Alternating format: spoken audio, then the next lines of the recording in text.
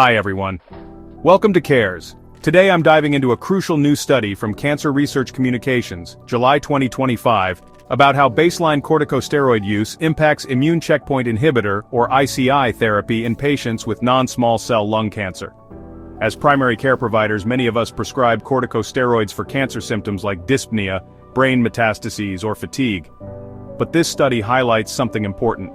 Starting ICI therapy while a patient is on corticosteroids can significantly reduce treatment efficacy and survival outcomes.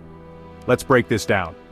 First, the study itself, a retrospective cohort of 277 NSCLC patients receiving ICIs either with or without chemotherapy.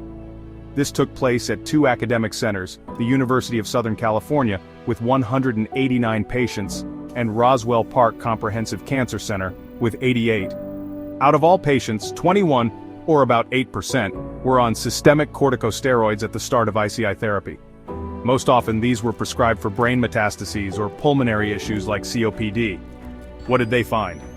Patients on baseline steroids had a lower overall response rate, shorter progression-free survival, and significantly shorter overall survival. For example, at USC, the median overall survival for those on steroids was 16.4 months. For those steroids, it dropped to 3.7 months. And this was statistically significant. In multivariate analysis, baseline steroid use was actually the strongest independent risk factor for both progression and mortality, even more than smoking history or brain metastases. Dose and timing matter too.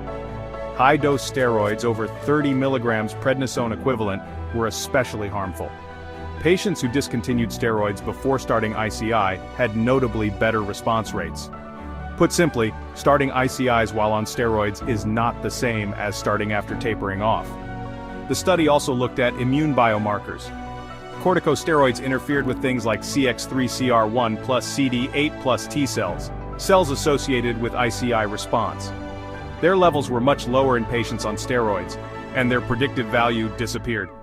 Even the neutrophil to lymphocyte ratio, where an NLR below 5 usually means better prognosis, stopped being reliable in patients on steroids. So, steroids blunt both the immune system and our ability to monitor it. They back this up with mouse models. Mice with tumors treated with both anti-PD, L1 therapy, and dexamethasone had worse tumor control and survival.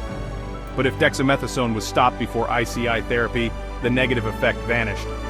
This suggests steroids directly impair T-cell differentiation and anti-tumor immunity. So, what's the takeaway for us in primary care?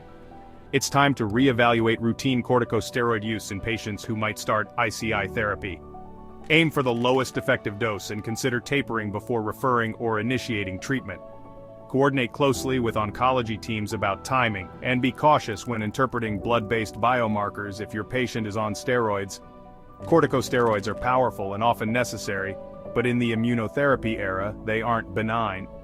As frontline providers, our choices can have a major impact on cancer outcomes. Thanks for tuning in. If you found this helpful, please share with your team. And remember, always consult with oncology before making any changes to a patient's corticosteroid regimen. See you next time.